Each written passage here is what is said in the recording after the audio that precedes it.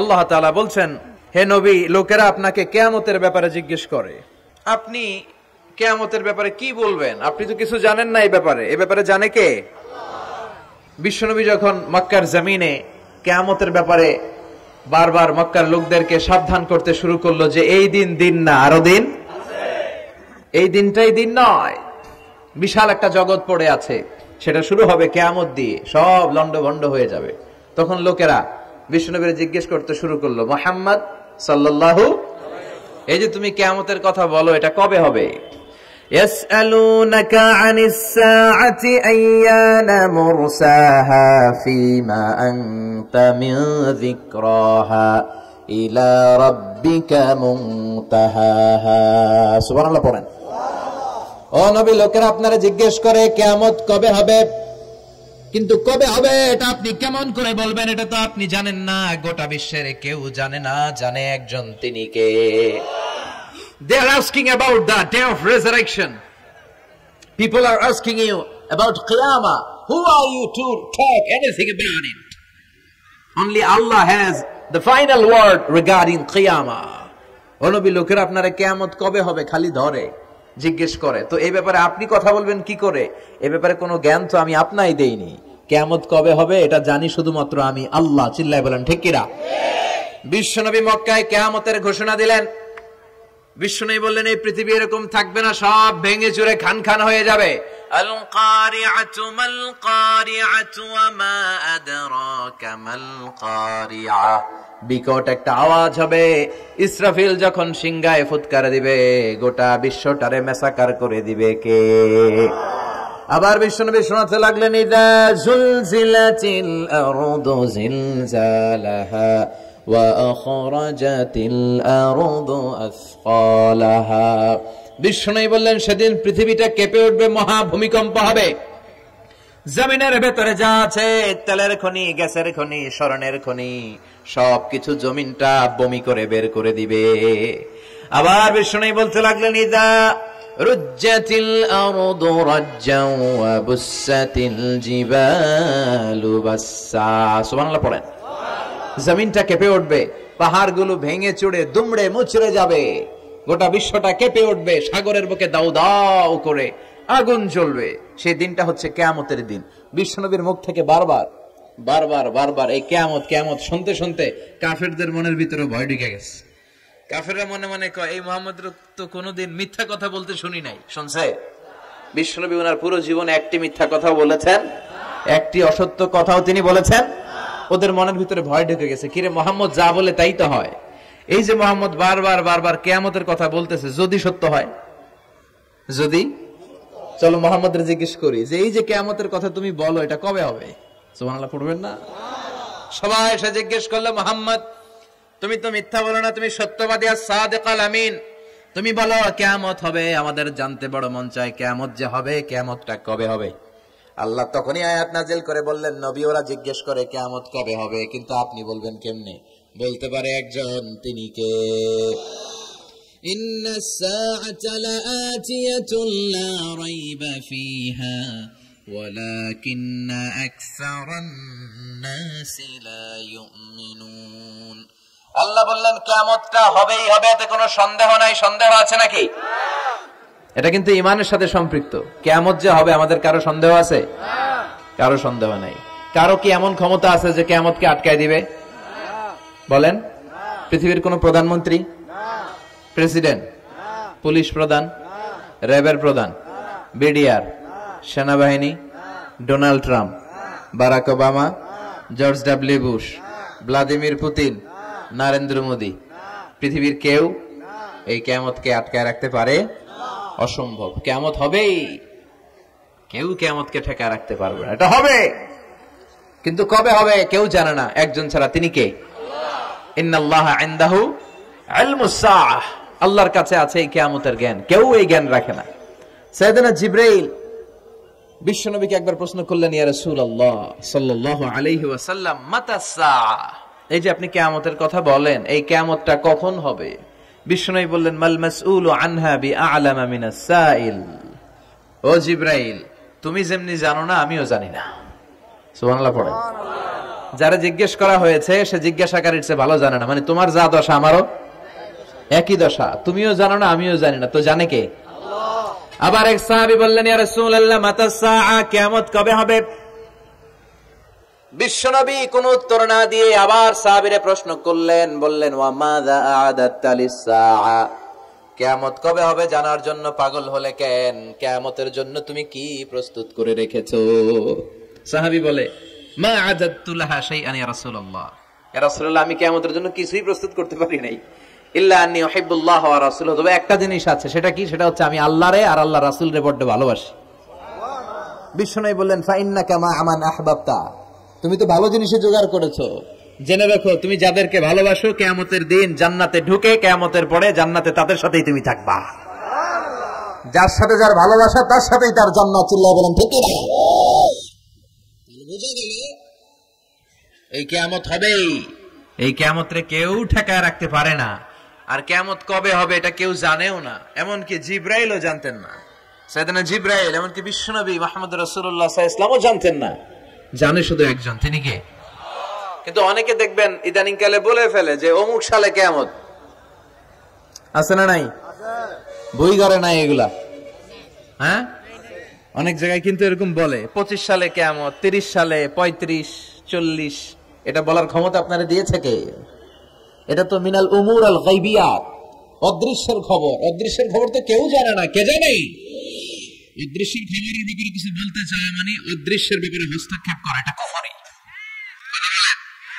এজন্য কিয়ামত কবে হবে এক্সাক্ট টাইম এটা আল্লাহ জানে, বিশ্বনবীও জানতেন না। তবে বিশ্বনবী কিয়ামতের কিছু আলামত আমাদের সাথে শেয়ার করেছেন।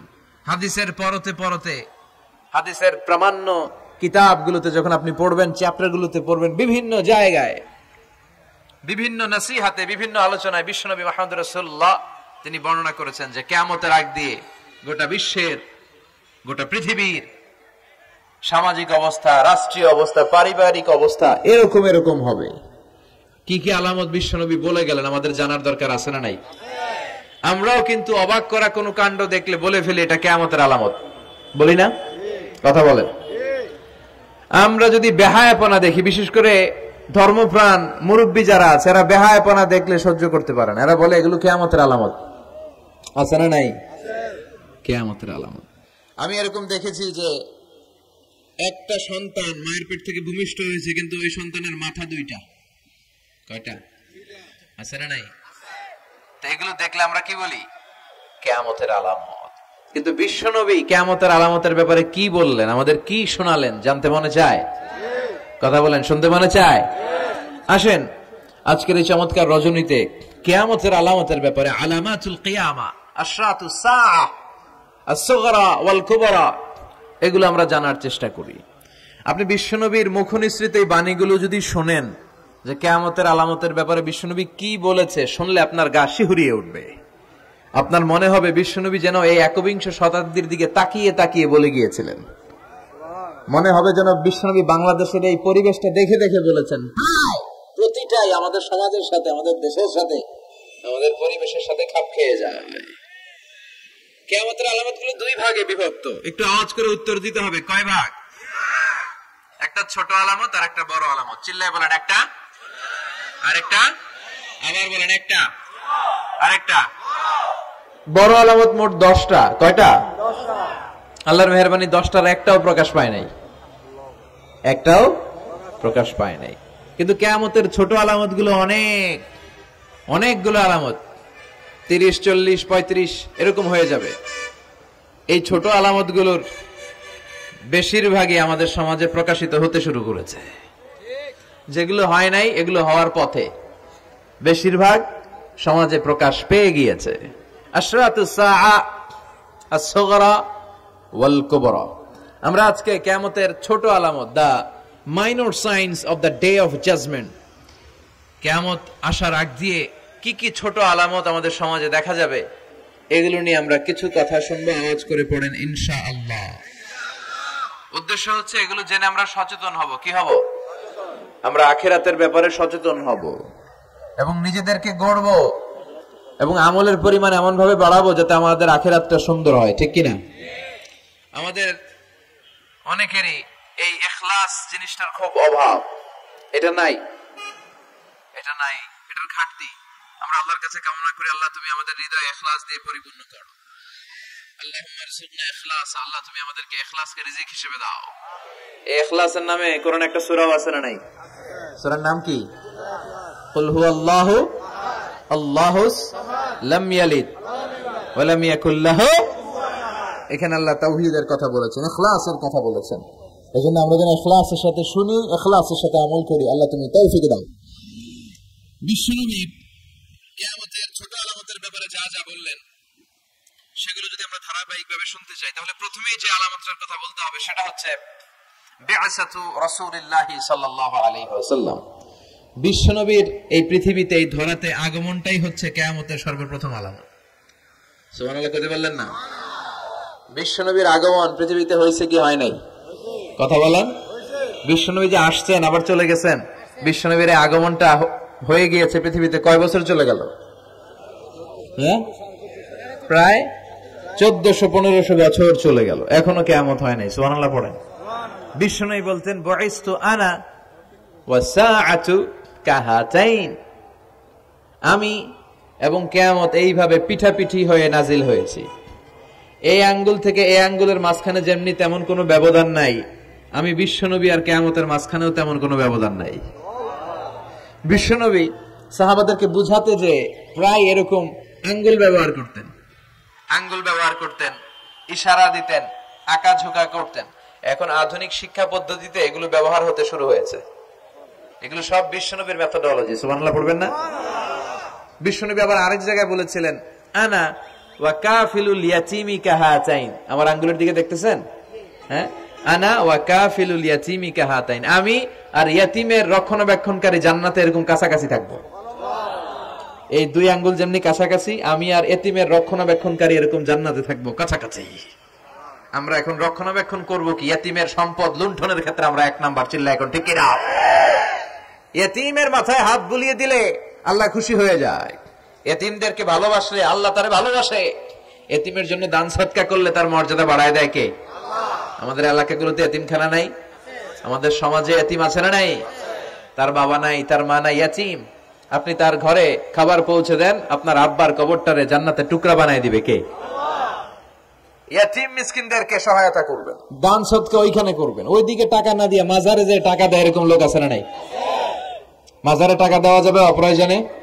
মাজারে কেন টাকা দিবেন? ওখানে একজন লোক শুয়ে আছে, পড়ে আছে, উনার টাকা লাগবে?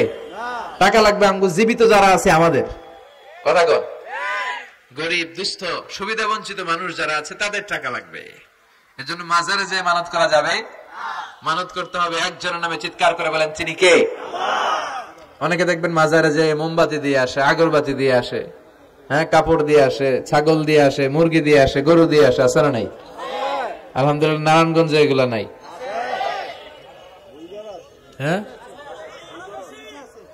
হ্যাঁ আছে।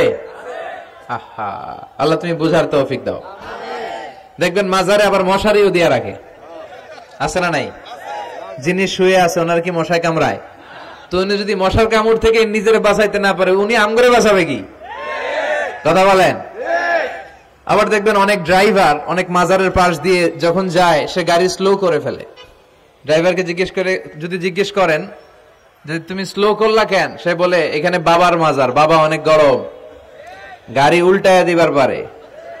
কি করতে পারে? আচ্ছা, গাড়ি উল্টালে কি হয়? দুর্ঘটনা হয়, মানুষ মারা যায়। যারা মানুষ মারে এরা কি বাবা নাকি ডাকাত? তো এ কেমন আল্লাহর ওলি, সে মানুষ মেরে ফেলে। আপনি একটু আকল খাটালে আপনি বুঝতে পারবেন যে এগুলোর সাথে ইসলামের কোনো সম্পর্ক নাই। ইসলাম শিখায় চাইতে হবে একজনের কাছে। ইদা সাআলতা ফাসআলিল্লাহ, ফরিয়াদ করবা তো কার কাছে করব? চাইতে হবে কার কাছে? ছেলে চান কে দিবে? মেয়ে চান কে দিবে? ছেলে মেয়ে দুইটা চান কে দিবে? ব্যবসায় সফল হতে চান কে দিবে? জান্নাতি হতে চান কে দিবে? আল্লাহ ছাড়া কেউ কিছু দিতে পারে? বিশ্বনবী মুহাম্মদ রাসূলুল্লাহ সাল্লাল্লাহু আলাইহি সাল্লাম কি আমাদের কিছু দিতে পারে? না। এজন্য ওনার কবরে যেও চাওয়া যায় না, ওনারে সালাম দেওয়া যায়। ওখানে যে বিশ্বনবীকে সালাতু সালাম পাঠানো যায়, কিন্তু বিশ্বনবীরে বলা যায় না ইয়া রাসূলুল্লাহ আমার একটা মেয়ে দেন, আমার একটা ছেলে দেন, ইয়া রাসূলুল্লাহ আমার নির্বাচনে পাশ করাইয়া দেন। এখন নির্বাচন আসছে নতুন না, প্রায় দেখি অ্যানাউন্সমেন্ট চলতেছে কাউন্সিলর নির্বাচন। তো বিশ্বনবীর কবরের সামনে দাঁড়িয়ে চাওয়া যায় না। তো বিশ্বনবীর কবরের সামনে দাঁড়িয়ে কিছু চাইলে সৌদি পুলিশ হাতের মধ্যে লাঠি দিয়ে বাড়ি মারে, দাঁড়াতেই দেয় না। যে এখানে কি চাও তুমি, সামনে কেবলা, কেবলামুখী হও।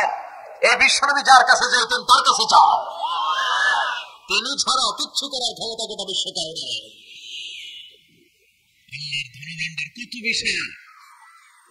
তিনি আমাদের সবাইকে যদি জান্নাতুল ফেরদাউস দিয়ে দেয়, ওনার জান্নাতের মধ্যে ঠেলাঠেলি হবে তো না? বিশ্বনবী আটটা জান্নাতের যে স্টেজ, এই আটটার সবগুলাই থাকবে না, উনি থাকবে জান্নাতুল ফেরদাউস। কোনটায় থাকবে? তাহলে আমরা থাকবো কই? ইনশাআল্লাহ করবেন না? নবী থাকবে একটাই, আমরা আরেকটায়। এটা সম্ভব? অন্য কোন জান্নাত দিয়ে আমাদের বুঝ দেওয়া যাবে? আমরা আল্লাহর কাছে বলবো, আল্লাহ আমগো নবী যেদিকে আমরা থাকবো, বিশ্ব নবী থাকবে জান্নাতুল ফেরদাউস, আমরাও থাকবো ফেরদাউস। ইনশাআল্লাহ পড়েন। এত বিশাল জান্নাত, কোন ধাক্কা ধাক্কি নাই। জান্নাতের এক একটা দরজা ছিলেন তো না? বিশ্বনবী যখন জান্নাতের দরজার বর্ণনা দিচ্ছেন, বিশ্বনবী বলছেন ইন্নাল মিসরাআইন মিন মাসারি'আল জান্নাহ মা বাইনা মক্কা ওয়া হাজার। ও সাহাবারা, জান্নাতের দরজাগুলো কত বড়, শোনো শোনো। বিশ্বনবী বললেন সৌদি আরবের মক্কা শহর থেকে বাহরাইনের হাজার শহর যত লম্বা, জান্নাতের এক একটা দরজা তত লম্বা। তার মানে এক এক ধাক্কায় কয়েকশো কোটি লোক জান্নাতে ঢুকে যাবে। তো ওই জান্নাতে আমরা সবাই যদি ফেরদাউসে থাকি, আল্লাহর কোনো ঘাটতি আছে? ওই আল্লাহরে থইয়া মাজারে যায়, ওই আল্লাহরে না ডেকে বাবারে ডাকে, ওই আল্লাহর কাছে না যে মাজারে যে লাল সালু দিয়ে আসে।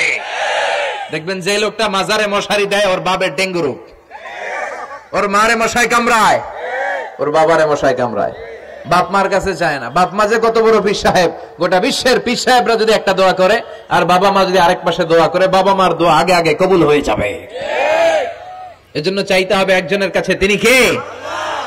বিশ্বনবী যখন বুঝাতেন, মাঝে মাঝে হাতের ইশারায় বুঝাতেন। সুবহানাল্লাহ পড়েন। বিশ্বনবী যখন বুঝাতেন, মাঝে মাঝে প্রশ্ন করে বুঝাতেন, মাঝে মাঝে প্রশ্ন করে বুঝাতেন। He used to throw question to the audience. শ্রোতাদেরকে প্রশ্ন ছুড়ে দিতেন। প্রশ্ন ছুড়ে দিলে কি লাভ জানেন? শ্রোতারা ভাবতে শুরু করে উত্তরটা কি, কি এই প্রশ্নের উত্তর। যখন উত্তরটা করতে পারে না, তখন বিশ্বনবী উত্তর বলে দিতেন।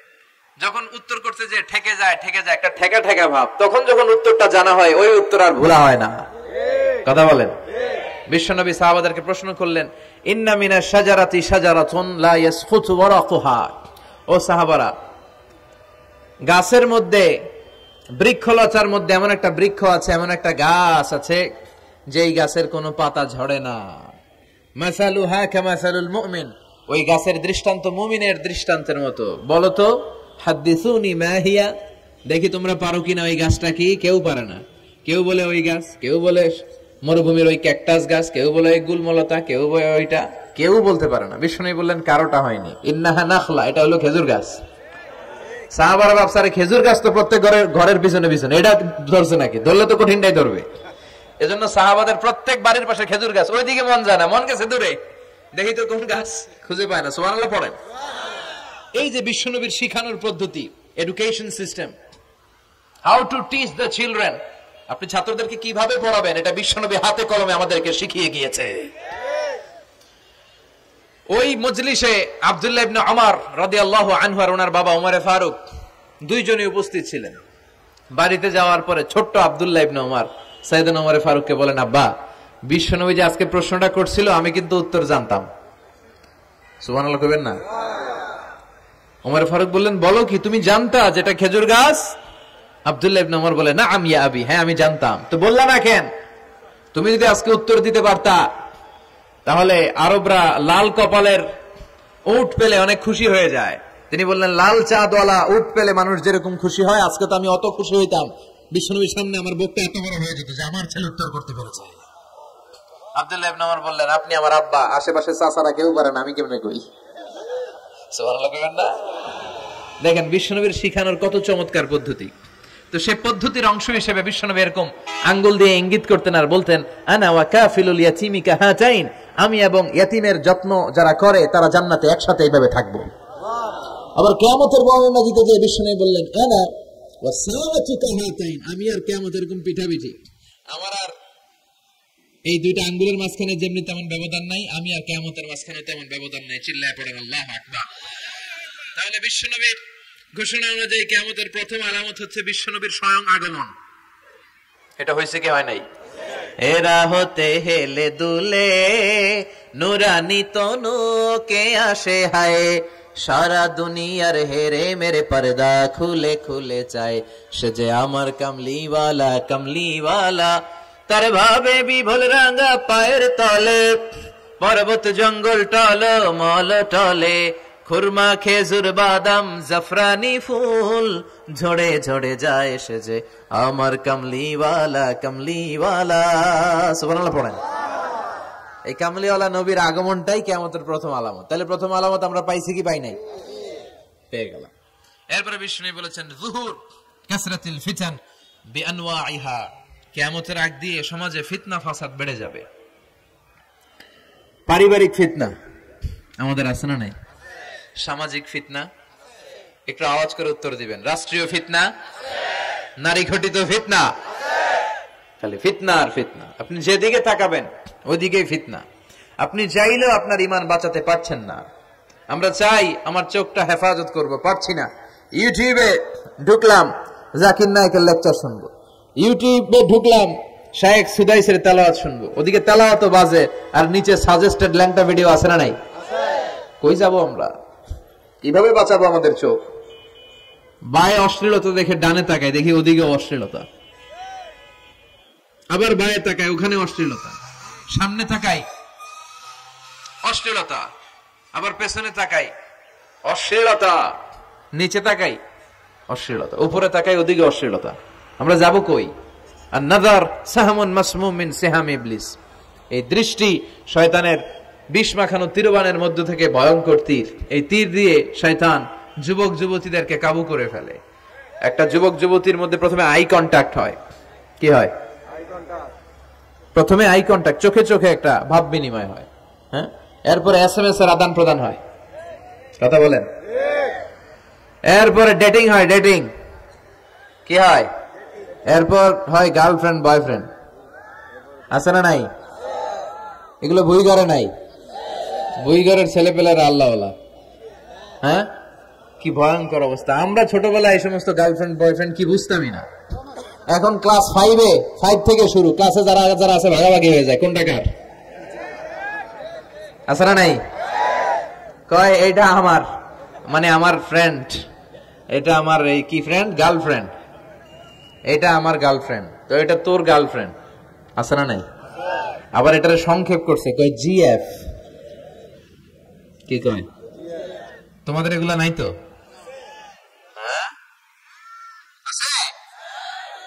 অর্ধেক কয় আছে, অর্ধেক কয় নাই। খুব চালাক এরা।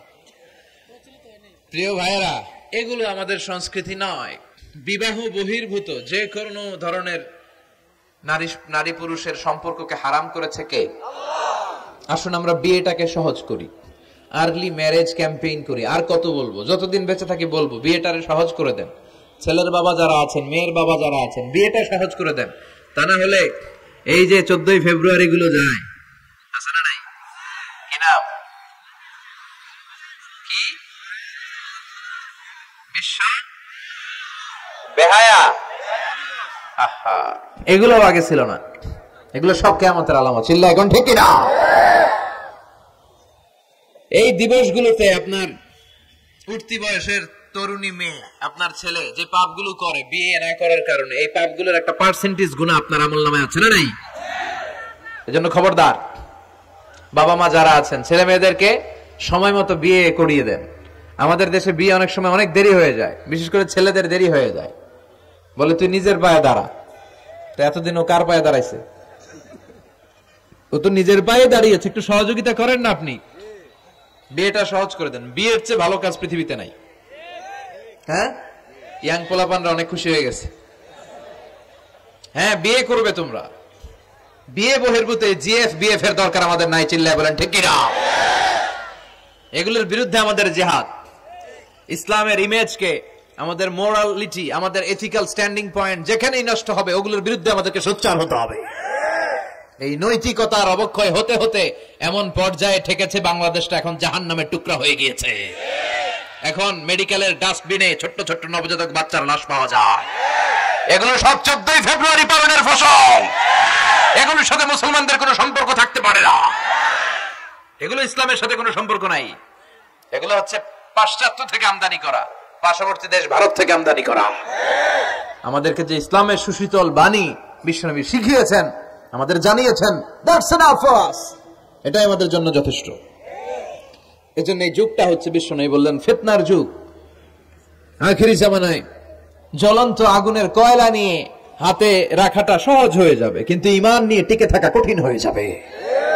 আপনি চাইলেও ভালো থাকতে পারবেন না, আপনি হকের কথা চাইলেও বলতে পারবেন না। ঝুঁকি আছে না নাই? গুম আছে না নাই? ক্রস ফায়ার আছে না নাই?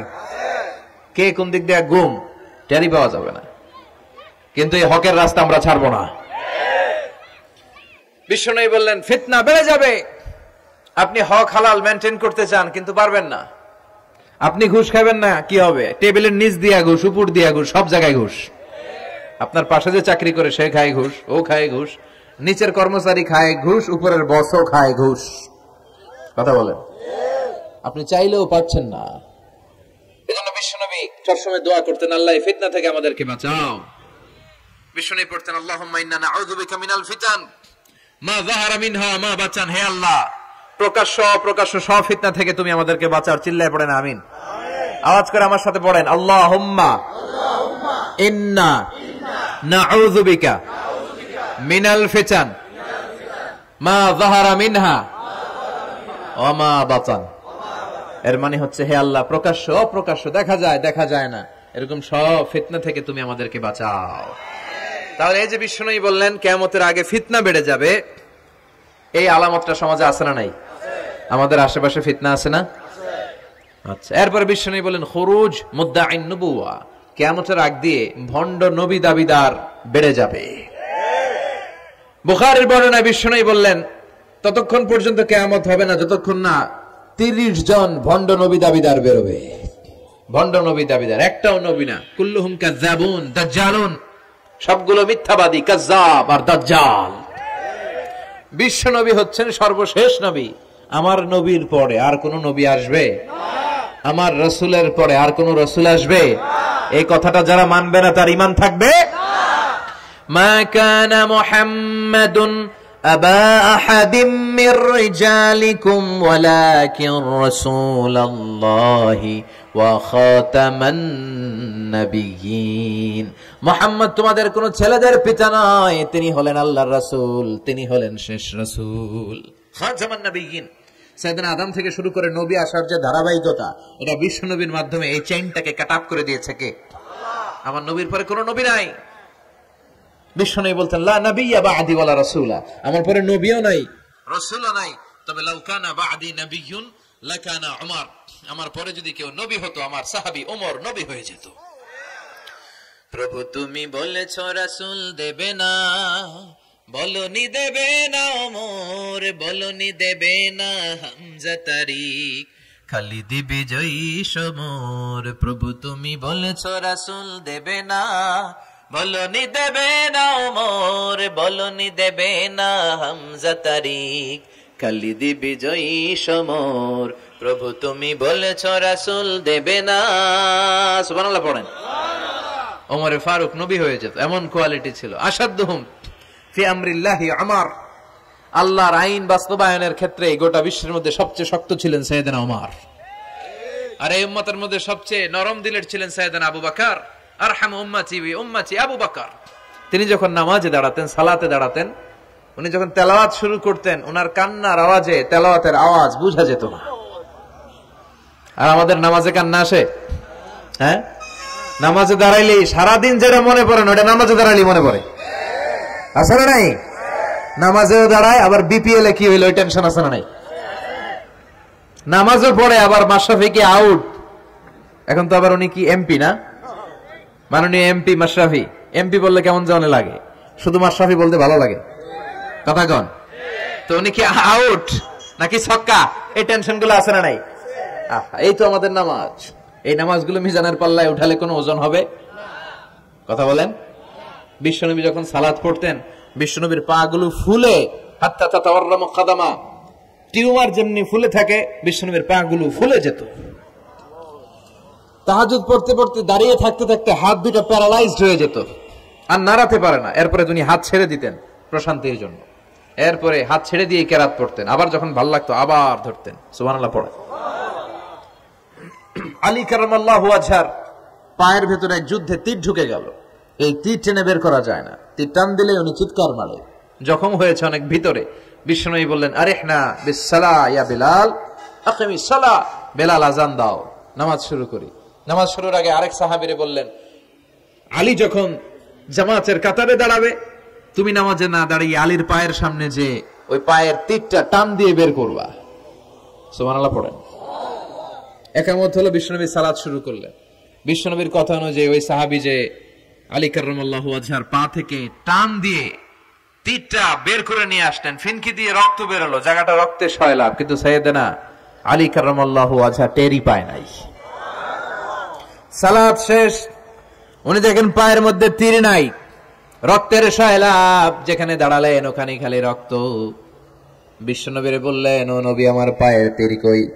বিশ্বনবী বললেন, আলী রে, আমি জানি তুমি যখন যাই নামাজের জন্য দাঁড়িয়ে যাও, দিন দুনিয়ার হুঁশ তোমার থাকে না, তোমার হৃদয়টা এখানে থাকে না, দেহটা এখানে থাকে, হৃদয়টা চলে যায় আল্লাহর আরশের উপরে। উনাদেরও নামাজ, আমাদেরও।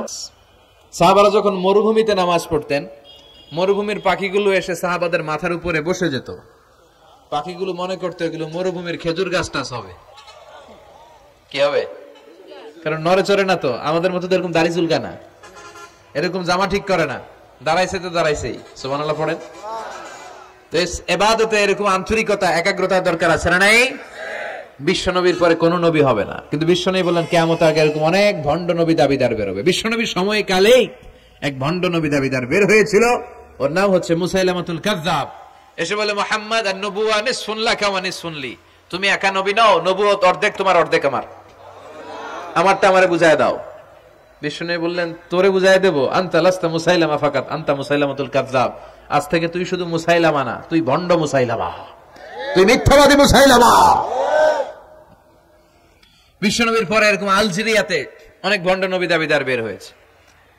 এই যে ভারতবর্ষের ইন্ডিয়া পাকিস্তান, এখানে পাঞ্জাব একটা এলাকা আছে, নাম শুনছেন? গোলাম মির্জা গোলাম আহমদ কাদিয়ানি, এই বেয়াদবটাও নবুয়ত দাবি করেছে। নাউজুবিল্লাহ পড়তে পারলেন না? সে প্রথমে দাবি করছে আমি শেষ নবী, এরপরে সে দাবি করছে আমি ইমাম মাহাদি, এরপর সে দাবি করছে আমি ঈসা আল মাসিহ। এই ভণ্ডটার অনুসারী বাংলার জমিনে আছে না নাই? এদেরকে রাষ্ট্রীয়ভাবে কাফের হিসেবে আখ্যা দেওয়ার দরকার আছে না নাই? এত আন্দোলন হয়, এত কথা হয়, কিন্তু সরকারের টনক নড়ে না। এদেরকে রাষ্ট্রীয়ভাবে কাফের হিসেবে ঘোষণা দিতে হবে, সার্কুলার জারি করে চিল্লায় বলেন ঠিক কিনা? এরা মুসলমান নয়, কারণ আপনি শুধু লা ইলাহা মানলেই মুসলমান হতে পারবেন না, মুমিন হতে পারবেন না। বিশ্বনবীর উপর সাক্ষী দেওয়ার দরকার আছে না নাই?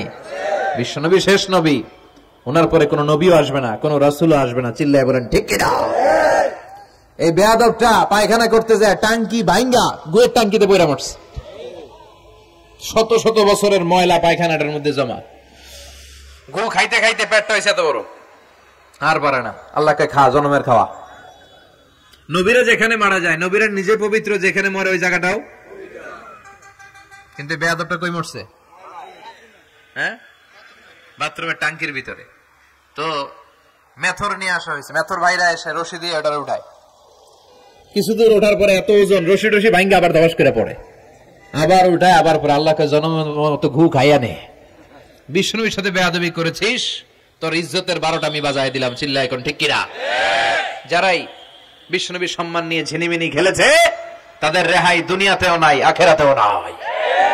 এই মুসাইলামা দুনিয়াতেই অপমানিত হয়েছিল। সে বিশ্বনবীকে নকল করত, কপি করত, বেয়াদবি করত, স্পর্ধা দেখাতো। বিশ্বনবী কোন গাছের মধ্যে হাত লাগালে ওই গাছের ফলন বেড়ে যেত। সে বলতো আমি নবী, তার এলাকার লোকেরা বলে তাহলে বিশ্বনবী মুহাম্মদের মতো তুমি আমাদের এলাকার গাছে হাত লাগাও। সে কোন গাছে হাত লাগাইলে ওই গাছের সব ফল মরে যেত। বিশ্বনবী কোন লোনা পানির কুয়ার ভেতরে অজু করে কুলির পানি ফেললে ওই লোনা পানির কুয়া মিঠা পানির কুয়াতে পরিণত হতো। আর এই বদমাসটা যদি মিঠা পানির কোন কুয়ার মধ্যে কুলি ফেলাইতো, ওইটা লোনা পানির কুয়া হয়ে যেত। বিশ্বনবী মদিনাতে আসার পরে মদিনার নিউ বর্ন বেবিদেরকে বিশ্বনবীর কাছে নিয়ে আসা হতো। বিশ্বনবী তাদেরকে তাহনিক করাতেন। তাহনিক মানে খেজুর হালকা একটু খেয়ে বিশ্বনবী লালা লাগিয়ে বিশ্বনবী লালা মোবারকটাই বাচ্চার ঠোঁটের মধ্যে বিশ্বনবী লাগিয়ে দিতেন। এখন বিশ্বনবী নাই, আলেমদের কাছে যাবেন, খতিব এলাকার বড় খতিব হুজুরের কাছে যাবেন, হাফেজ সাহেব হুজুরের কাছে যাবেন, হুজুর মধু খেয়ে বাচ্চার মুখে লাগাই দিবে। উনি যে সবসময় কোরআন পড়েন, ওনার সিনাতে যে কোরআন, ওইটার বরকত আছে না নেই? বিশ্বনবী তাহনিক করতেন, খেজুর খেয়ে ওই লালা মিশ্রিত খেজুর বাচ্চার মুখে লাগিয়ে দিতেন আর বাচ্চার মাথায় হাত বুলিয়ে দিতেন। বিশ্বনবীর হাত মদিনার যে সমস্ত নবজাতক বাচ্চাদের মাথায় লেগেছে, বাচ্চাদের মাথার চুল বড় করে দিয়েছে কে? সেও বিশ্বনবীর মতো অ্যাক্টিং করত। তার কাছে নবজাতক বাচ্চা নিলে সেও তাহনিক করত। তাহনিক করার সাথে সাথে বাচ্চা বমি শুরু করে দিত। আর মাথায় হাত লাগায় দিলে মাথার চুল বাড়াতো, বড় কথা, আজীবনে বাচ্চাগুলো টাক মাথা থাকতো। কি করতো? টাক মাথা। তার মানে বেয়াদবির পরিণাম, অপমান দুনিয়া থেকেই শুরু হয়ে যায়। তো বিশ্বনবী বললেন এই ভণ্ডদের আবির্ভাব শুরু হবে। আমাদের এই সমাজে ভণ্ড আছে না নেই? দুদেল বান্দা কালমা চোর, না পায় শ্মশান না পায় ঘোর, দিন থাকিতে আয়রে পথে ছাইড়া দে ভণ্ডামি, ভণ্ডামি ভণ্ডামি ভণ্ডামি, ছাইড়া দে ভণ্ডামি। নামাজ কালাম পড়ে না, ইবলিস শয়তানের নানা। আছে না এরকম? ইসলামের লেবাস লাগায়, দাড়ি রাখে, চুল বড় রাখে, জট পাকায় রাখে, রোজা নাই, নামাজ নাই, পরিচ্ছন্নতা নাই, আতর নাই, গোসল নাই। আছে না নাই? এরকম ভণ্ড পীর আছে না নাই? হক্কানি পীর যারা, তাদের বিরুদ্ধে আমার কোনো কথা নাই, কারণ এদেশে অনেক লক্ষ লক্ষ হিন্দুরা এই হক্কানি পীরদের হাতে হাত রেখে কালিমা পড়ে মুসলমান হয়েছে। তাদেরকে আমরা সাপোর্ট করি। আমাদের বিরুদ্ধাচারণের হুঙ্কার হচ্ছে ভণ্ডদের বিরুদ্ধে। এই দেশে এত ভণ্ড পীর, এই দেশে যত ভণ্ড পীর আছে অনেক দেশের জনসংখ্যাও এত নাই। কথা বলেন? অনেক ভণ্ড পীর আছে সারা বছর নাকি গোসল করে না, বছরে করে একবার, ওই গোসলের পানি মুরিদরা খায় সব সাবার। আছে না নাই? এগুলোর সাথে আমাদের কোনো সম্পর্ক। বিশ্বনবী বললেন এরকম ভণ্ডদের আবির্ভাব সমাজে হবে কিয়ামতের আগে। এই আলামতটা সমাজে আছে না নাই? দেখেন বিশ্বনবী যাই বললেন অক্ষরে অক্ষরে মিলে যায়। এরপরে বিশ্বনবী ফরমান কাসরাতুল হারাজ, কিয়ামতের আগে হারাজ বেড়ে যাবে। সাহাবারা বললেন ওমাল হারাজ ইয়া রাসূলুল্লাহ, হে নবী হারাজ কি? বিশ্বনবী বললেন হাদা হুয়াল হারাজ, হাদা হুয়াল হারাজ। কি বুঝলেন? মারামারি, কোপাকুপি, যুদ্ধ। আছে না নাই? আমরা কি যুদ্ধ চাই? যুদ্ধ নয় আর যুদ্ধ নয়, নয় আর কোন তাজালা, সেই পৃথিবী আমাদের সকল মানুষের হোক নিরাপদ আবাস, সেই পৃথিবী আমাদের সকল মানুষের হোক নিরাপদ আবাস। We don't want to see any war in the whole world. We don't want to see any war in the whole world. ঠিক কি না? আমরা কোনো যুদ্ধ দেখতে চাই না, মারামারি দেখতে চাই না, অন্যায় হত্যাকাণ্ড বিচার বহির্ভূত কোন হত্যাকাণ্ড আমরা এদেশে দেখতে চাই না। বিশ্বনবী বললেন কিয়ামতের আগে এগুলো বেড়ে যাবে। বিশ্বনবী বললেন যে হত্যা করবে সে জানবে না কেন আমি হত্যা করলাম। এরকম হত্যা দেশে আছে না নাই? উপরের নির্দেশ, উপরের টেলিফোন, শুট করো, পোশাকি বাহিনী পিস্তল আছে, শুট করে দিল, কিন্তু কেন সে মারলো ওই সৈনিক জানে না। এরকম আছে না নাই? আবার যে নিহত হইল সেও জেনে মরতে পারলো না যে আমি কেন বললাম। কথা কন?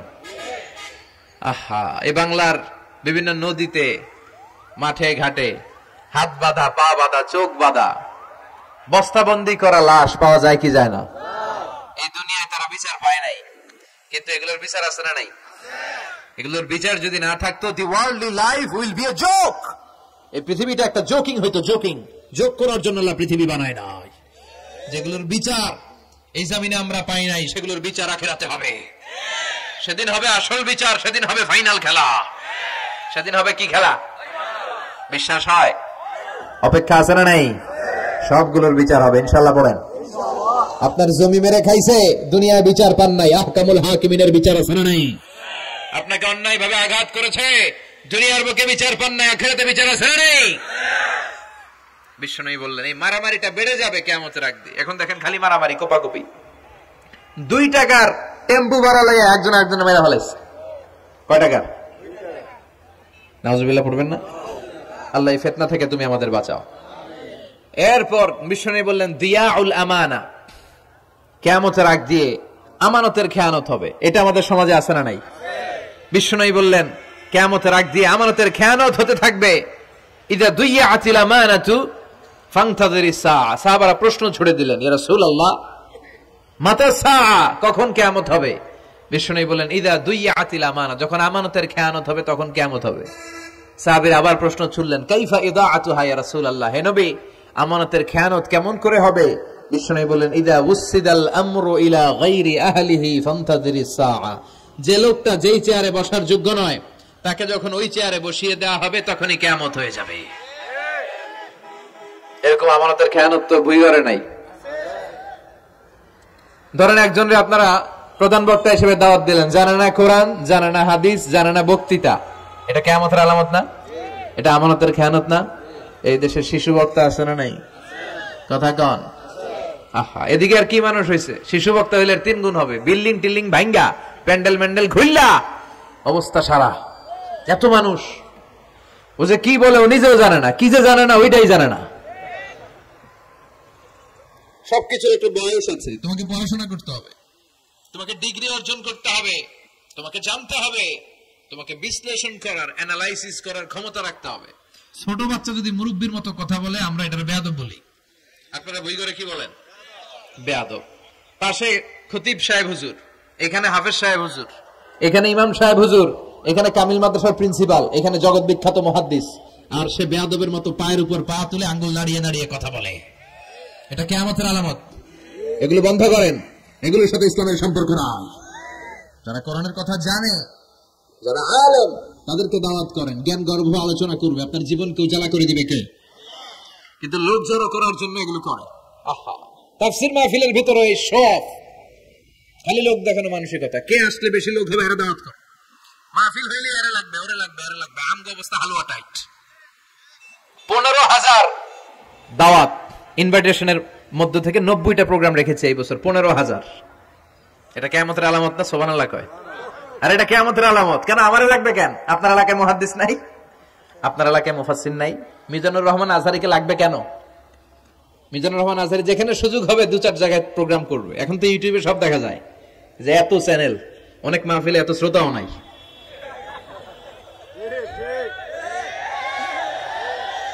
কথা কন। এখন কোথাও যেতে পারি না। আজকে এয়ারপোর্ট থেকে আসার পথে, এয়ারপোর্ট থেকে বের হইতে লাগতেছে আধা ঘন্টা। লোকজনের দাবি হচ্ছে হুজুর সেলফি তুলবো,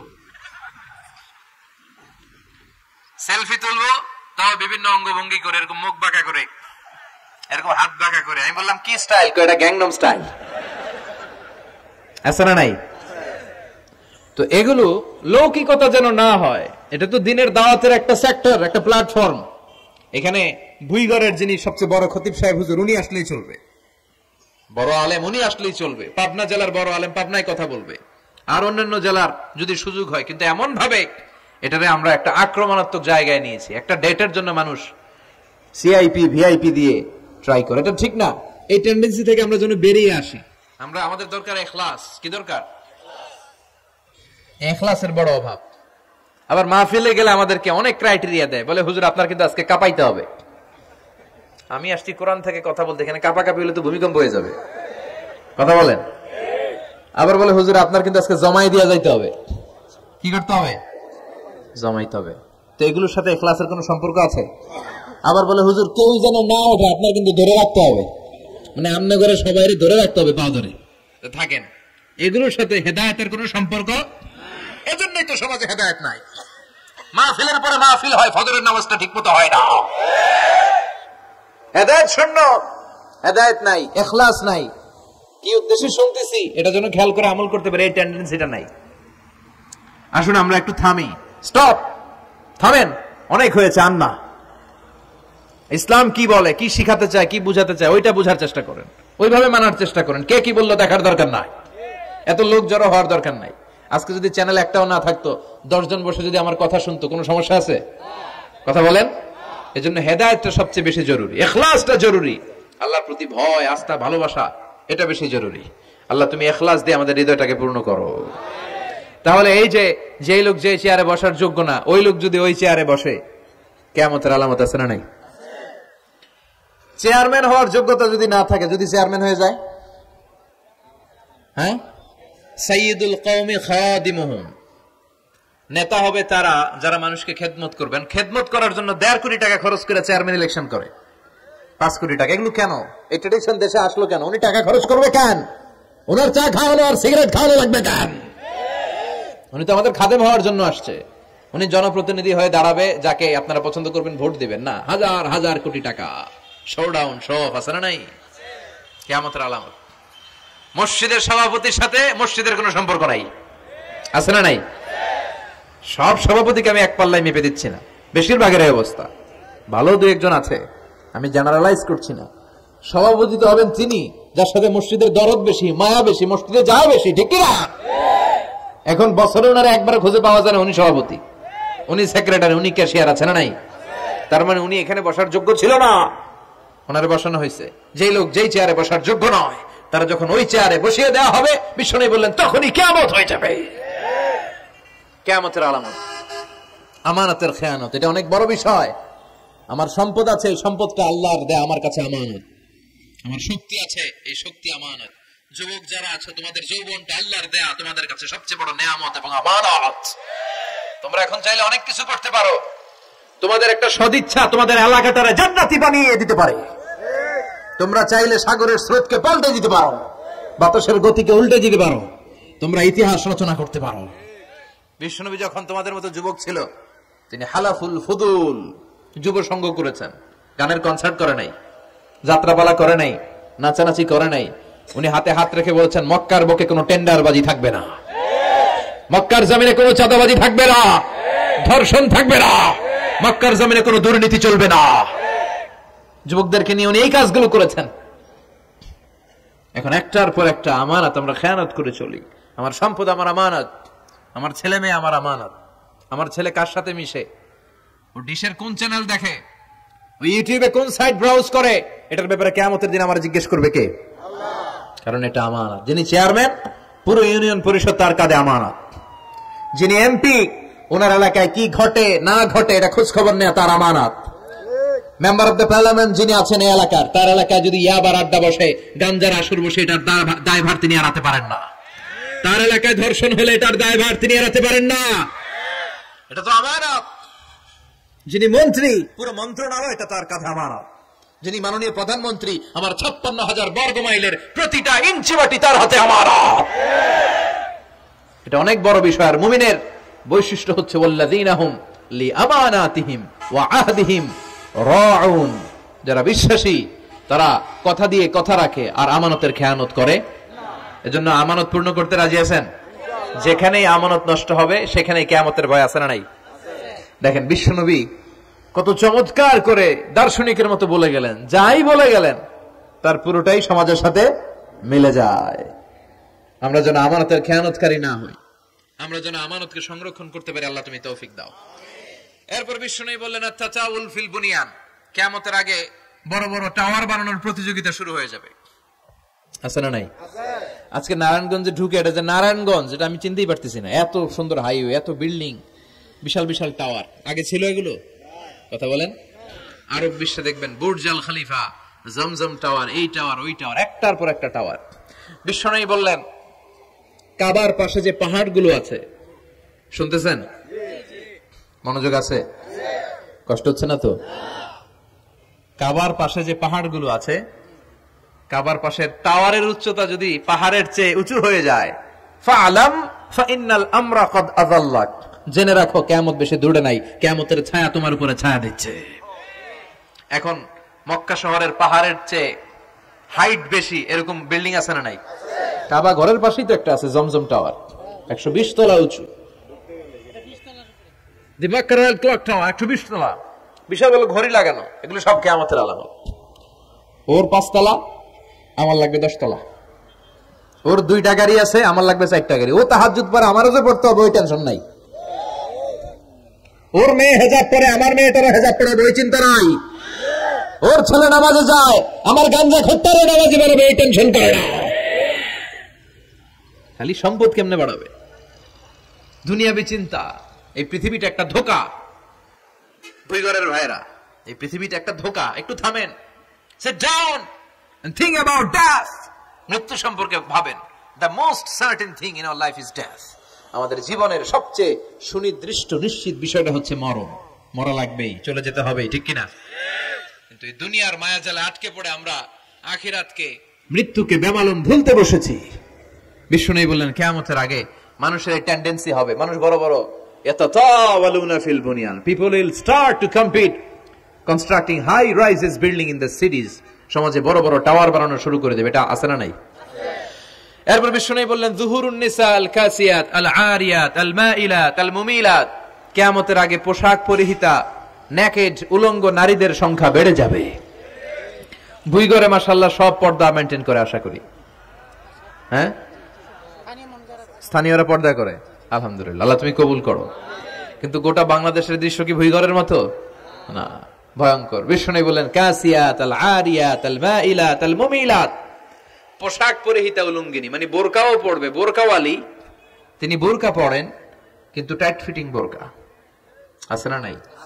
তো এতে আপনি, আমার মায়েরা, আমার বোনেরা, আমি আপনাদেরকে সবসময় সম্মান দিয়ে কথা বলার চেষ্টা করি, একটু বোঝেন। এই যে আপনি টাইট ফিটিং এর বোরকাটা পরলেন, এতে লাভটা হলো কি? আপনার দেহের উঁচু নিচু ভাঁজ টের পাওয়া যায়, আপনার সৌন্দর্য প্রকাশ পেয়ে যায়। হেজাব আল্লাহ এমনি এমনি দেয় নাই, যার সম্মান বেশি ওটার প্যাকেট বেশি। কথা কন, ডায়মন্ডের আংটি ওই রাস্তার মধ্যে বিক্রি করে না? স্বর্ণের আংটি না, ওইটা স্পেশাল মার্কেটে বিক্রি করে।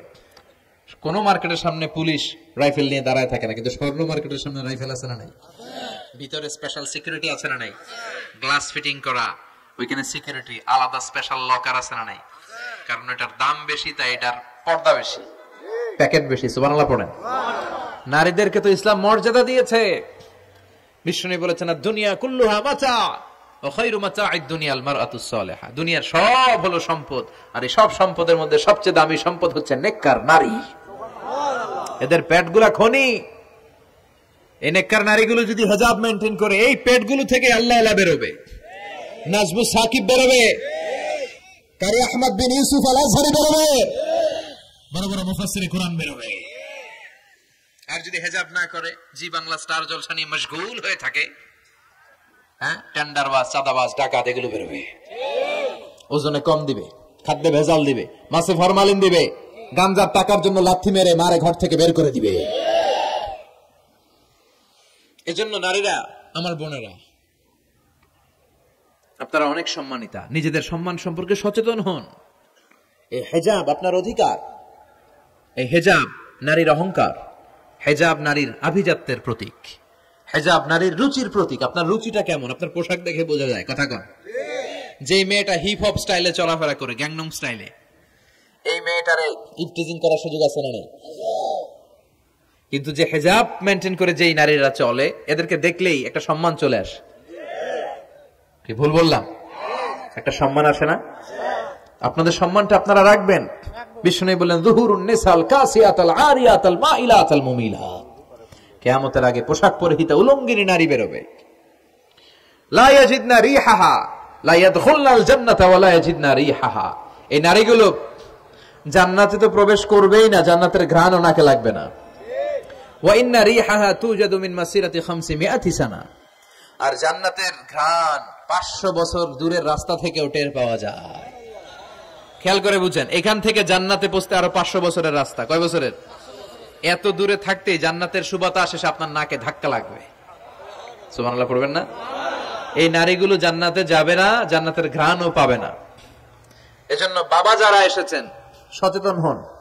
আপনার মেয়ে চাইলেই যে কোনো ড্রেস আপনি তাকে কিনে দিতে পারেন না। মায়েরা যারা আমার কথা শুনছেন, আপনার মেয়ে আবদার করবে, সে তো ছোট, সে কি বুঝে। কিন্তু দেখবেন অনেক বিয়ের অনুষ্ঠানে আমি দেখেছি, মায়ের বয়স হচ্ছে 60, মায়ের হাত মোজা পা মোজা, বোরকা লাগাইছে 2টা, পাশে ষোড়শী অষ্টাদশী তন্নি সুন্দরী সুস্নিগ্ধা এক মেয়ে, বয়স মাত্র 18, ওর বুকে অন্য নাই, ওটা গলায় শোভা পাচ্ছে। 60 বছরের বুড়া মহিলার দিকে কেউ তাকাবে? ওনার তো ডেট এক্সপায়ার্ড, ডেট এক্সপায়ার্ড। ওনার সৌন্দর্য যা ছিল সব শেষ, তার দিকে তাকাবে না। তার উঠতি বয়সের তরুণ মেয়েটার দিকে অনেকে তাকাবে, কারণ এটা জেনেটিক্যাল একটা ইস্যু। একটা পুরুষ একটা নারীর দিকে জেনেটিক্যালি আকৃষ্ট হবে, এটাই স্বাভাবিক, ঠিক কিনা? এজন্য আপনার হাত মোজা পা মোজা আপনার দরকার ছিল না, আপনি পাতলা কাপড় পরলেও সমস্যা নাই। কথা কন, হাত মোজা পা মোজা দরকার ছিল আপনার যুবতী মেয়েটার হাতে, যুবতী মেয়েটার পায়ে। এজন্য আপনারা আপনাদের সম্মানকে বুঝবেন। যারা নারী স্বাধীনতার কথা বলে, নারী আন্দোলনের কথা বলে, এরা নারীদেরকে ঠকায়, এরা নারীদেরকে বিজ্ঞাপনের বিলবোর্ডে নগ্ন করে উপস্থাপন করে। রাস্তা দিয়ে হাঁটি, চোখ খুলতে পারি না, আমার মায়েরা, এরা আমার দেশের মেয়ে, এরা এই 56,000 বর্গমাইলের মেয়ে। এই মেয়েগুলোকে উলঙ্গ ভাবে হাফ নেকেড করে এই সিনেমা হলগুলোর পোস্টারগুলো যে দেওয়া হয়েছে, এতে সম্মান বেড়েছে না কমেছে? ওদিকে চোখ তুলে তাকানো যায়? এজন্য নারী স্বাধীনতার কথা যারা বলে, এদের কথায় ফাঁদে পা দিবেন না। এরা আপনাদের সম্মান বাড়াতে চায় না, এরা আপনাদেরকে বিলবোর্ডে উঠাতে চায়, আপনাদেরকে উলঙ্গ করে রূপালী পর্দায় উঠাতে চায়, টিভির পর্দায় আপনাদেরকে নেকেড করে উপস্থাপন করতে চায়। এদের ঘরেই নারীরা বেশি নির্যাতিত হয়, এদের কাজের মেয়েরাই বেশি নির্যাতিতা, আর সুযোগ পেলে এরা ধর্ষণে সেঞ্চুরি করতে দেরি করে না। এজন্য নারীদেরকে সম্মান দিয়েছে ইসলাম।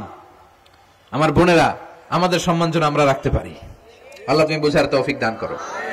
এরপরে বিশ্বনবী বললেন, ইতাআতু যাওজা ওয়া উকুকুল কিয়ামতের আগে বিয়ে করার পরে ছেলেগুলো মাকে ভুলে গিয়ে স্ত্রীর পেছনে পেছনে দৌড়াবে, স্ত্রীর আনুগত্য করবে।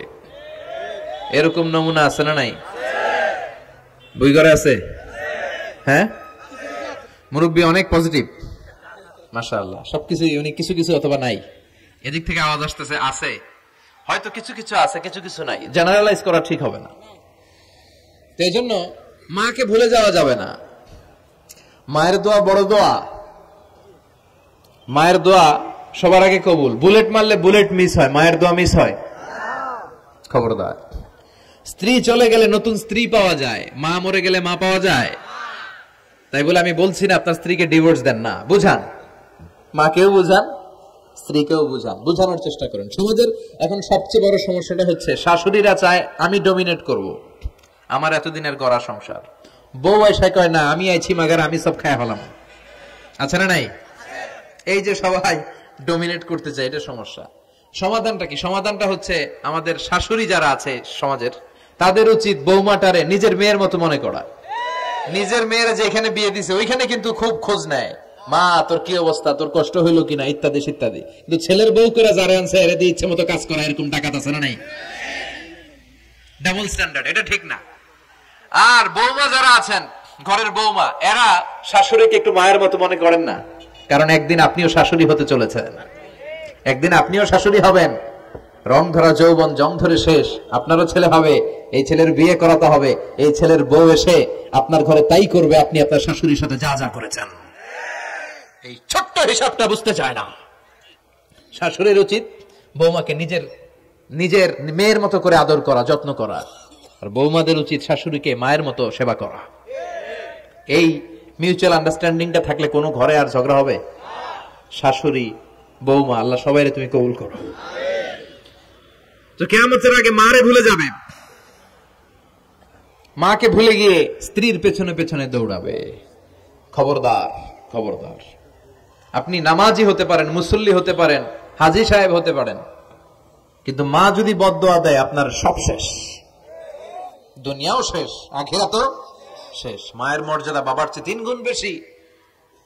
হামালাতহু উম্মুহু, কারণ বাবা পেটে ধরে নাই, পেটে ধরছে কে? ওয়াহানান আলা ওয়াহান, 8 মাস 10 মাস এই বোঝাটা বাবা বহন করে নাই, করলো কে? ফিসালুহু ফি আমাইন, 2 বছর বাবা দুধ খাওয়ায়নি, দুধ খাওয়ালো কে? মায়ের এক ধার দুধের দাম কাটিয়া গায়ের চাম, পাপস বানাইলে ঋণের শোধ হবে না, এমন দরদি ভাবে কেউ হবে না আমার মাহা গো, ঠিক কিনা? লাউ কাতা'তা জিলদাক, আপনার গায়ের চামড়া কেটেও যদি মায়ের পায়ের জুতা বানিয়ে দেন, কি বানিয়ে দেন? কি দিয়ে? গায়ের চামড়া দিয়ে। এই যে 2 বছর যে দুধ খাইলাম, এই দুধের এক ঢোক দুধের সুদটাও আদায় হবে না। এজন্য খবরদার, মাকে যেন আমরা ভুলে না যাই। মা দোয়া করতে দেরি, ওই দোয়া কবুল হতে। আমরা ছোটবেলায় যে কত কষ্ট দিয়েছি, সবচেয়ে বেশি কষ্ট যখন দিয়েছি মাকে, ওই স্মৃতিগুলো আমাদের মনে পড়ে না। আপনার বয়স যখন 1 বছর, আপনি স্মৃতি হাতরে এত দূর যেতে পারবেন? 1 বছর বয়সে কি কি কষ্ট দিয়েছিলেন মনে আছে? মানুষের বয়স যখন 2, 3, 4 হয়, 4-5 বছর বয়সে, তখন তার কথাগুলো খেয়াল থাকে। কিন্তু সবচেয়ে কষ্ট কিন্তু মাকে বাবাকে আমরা দিয়েছিলাম যখন আমাদের বয়স 1-2 বছর ছিল। আর মায়ের পেটের ভেতরে যখন ছিলাম তখনও কষ্ট দিয়েছি কি দেই নাই? এক একটা লাথি যখন মেরেছে আমার মা বেহুশ হয়ে যেত। আমাকে আপনাকে জন্ম দিতে যে আপনাদের মা কতটা কষ্ট করেছেন খেয়াল করে শুনে। চিকিৎসা বিজ্ঞানীরা বলে একজন সুস্থ মানুষ 45 ইউনিট পেইন, মানে ব্যথা, একসাথে সহ্য করতে পারে। ব্যথার তীব্রতা, সিভিয়ারনেস যদি এর চেয়ে বেড়ে যায়, হয়তো লোকটা বেহুশ হয়ে যাবে, না হয় মরে যাবে। কিন্তু আমার আর আপনার মা আমাকে আর আপনাকে জন্ম দিতে যে ওই ডেলিভারি যখন দিয়েছিল, 57+, 57 ইউনিটেরও বেশি ব্যথা তিনি সহ্য করেছিলেন। যেটা কোনো অ্যাক্সিডেন্টে আমাদের দেহে প্রত্যেকের 206টা হাড্ডি, কোন সড়ক দুর্ঘটনায় আপনার দেহের 20টা হাড্ডি একসাথে টাস টাস করে ভেঙে গেলে যত ব্যথা, তার চেয়েও বেশি ব্যথা। যেন খবরদার, খবরদার, মাকে যেন আমরা ভুলে না যাই।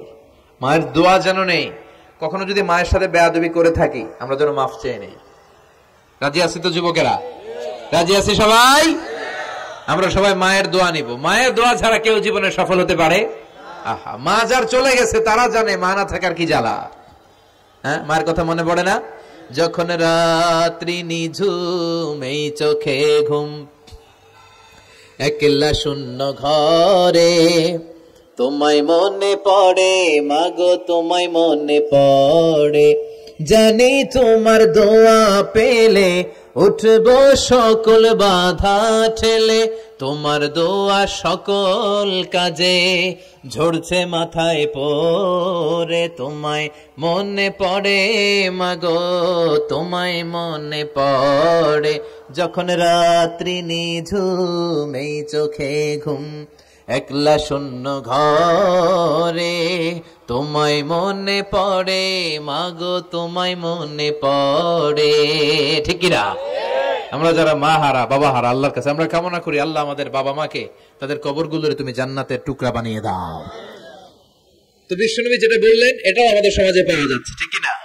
এরপর বিশ্বনবী বললেন যুখরুফাতুল মাসাজিদ ওয়াত তাবাহি বিহা, কিয়ামতের আগে মসজিদ নিয়ে অহংকার শুরু হয়ে যাবে। মসজিদ নিয়ে দলাদলি, ভুই ঘরে মাশাআল্লাহ এগুলা নাই। ওই মসজিদ টাইলসের মসজিদ, আমরা এসি লাগাবো, ওইটাতে 3 তলা করছে, আমরা 5 তলা করবো, ডিজাইন করব, এগুলা। কিন্তু আমরাও যে নামাজ পড়বো এই চিন্তা নাই। কথা কোন? মসজিদের সৌন্দর্য হচ্ছে মুসল্লি দিয়ে। কি দিয়ে? কিন্তু আমাদের মসজিদগুলো মুসল্লি শূন্য। ফজরের সালাতে বেহাল দশা, কথা বলেন। জোহরের সালাতে বেহাল দশা, আসরের বেহাল দশা, মাগরিবে একটু বাড়ায় আসে আবার বেহাল দশা। কথা বলেন। এজন্য মসজিদে গিয়ে সালাত পড়তে হবে। মসজিদ নিয়ে বাড়াবাড়ি করা যাবে না, দলাদলি করা যাবে না। মসজিদকে আমরা এত ডিজাইন করি, এটাও নিষেধ। মসজিদের সামনের দেয়ালে ঘড়ি টড়ি, লাইটিং ফাইটিং, এগুলো যত কম দেয়া যায়, তাহলে দৃষ্টিটা ওইদিকে যাবে না। লাইট টাইট সবকিছু পেছনে হবে। যার ঘড়ি দেখা দরকার পেছন থেকে দেখে নেবে, সামনের জায়গাটা হবে ফ্রেশ। কিন্তু এরকম মসজিদ বাংলাদেশে খুঁজেই পাওয়া যায় না। কথা বলেন। বিশ্বনবীর মসজিদ ছিল, বুখারীর বর্ণনা, ওয়াকানা সাকফুল মসজিদে জারিদুন নাখাল, বিশ্বনবীর মসজিদে নববীর ছাদ ছিল খেজুর পাতা দিয়ে তৈরি, ডালা দিয়ে তৈরি ছাদ। আর মসজিদে নববীর ফ্লোর ছিল বালুর ফ্লোর, বৃষ্টি হলে কাদামাটি হয়ে যেত। বিশ্বনবীর সাহাবীরা বর্ণনা করেন, রাআইতু রাসূলুল্লাহি সাল্লাল্লাহু আলাইহি ওয়াসাল্লাম ইয়াসজুদু ফিল মাই ওয়াত তিন, কাদামাটির উপরে বিশ্বনবী সিজদা দিচ্ছেন, নামাজ পড়ছেন। সালাম ফিরিয়ে বিশ্বনবী যখন সাহাবীদের দিকে মুখ ফিরিয়ে বসে তাসবিহ পড়তেন, সাহাবারা বর্ণনা করেন, রাআইতু আসারা তিনি ফি জাবহাতি, বিশ্বনবীর কপাল মোবারকে আমরা কাদার মাটি দেখতে পেয়েছি। আর আমাদের মসজিদে খালি টাইলস। কই তোরা ঢাকায় টাইলস, আমরা উজবেকিস্তান থেকে টাইলস নিয়ে আসুন। আছে না নাই? এজন্য মসজিদ দিয়ে যেন আমরা দলাদলি না করি, মসজিদটার যেন হেদায়েতের মার্কাজ বানাই। রাজি আছেন তো? বাচ্চাদেরকে মসজিদে যেতে দিবেন, আমি সব জায়গায় বলি। অনেক মুরব্বীরা আছে বাচ্চাদেরকে মসজিদে ঢুকতে দিতে চায় না, আছে না নাই? বাচ্চা ঢুকাইলে রেগে যায়, রেগে যান কেন? ওর বয়স হতো আপনি মসজিদের দিকে আসার খান নাই, মসজিদের দিকে উল্টা পরে আসারও তো খান নাই। ও আসতে যাচ্ছে, আসতে দেন। বাচ্চারা মসজিদে আওয়াজ করবে, এতে কোনো সমস্যা নাই। বাচ্চারাই তো আওয়াজ করবে, আপনি করবেন? বাচ্চারা লাফালাফি করলে ভাল লাগে, 80 বছরের বুড়া মানুষ লাফ দিলে ভাল লাগবে? কথা কন, বিশ্রী দেখা যাবে। বাচ্চারা এরকম লাফালাফি করবে। তুরস্কের বিভিন্ন মসজিদের দেয়ালে ফেস্টুনে ব্যানারে লেখা থাকে, নামাজ চলা অবস্থায়, জামাত চলা অবস্থায় যদি পিছনে বাচ্চাদের আওয়াজ চিল্লাফাল্লা শুনতে পাওয়া না যায়, তাহলে ভবিষ্যৎ প্রজন্ম নিয়ে তোমাদের চিন্তায় থাকা উচিত।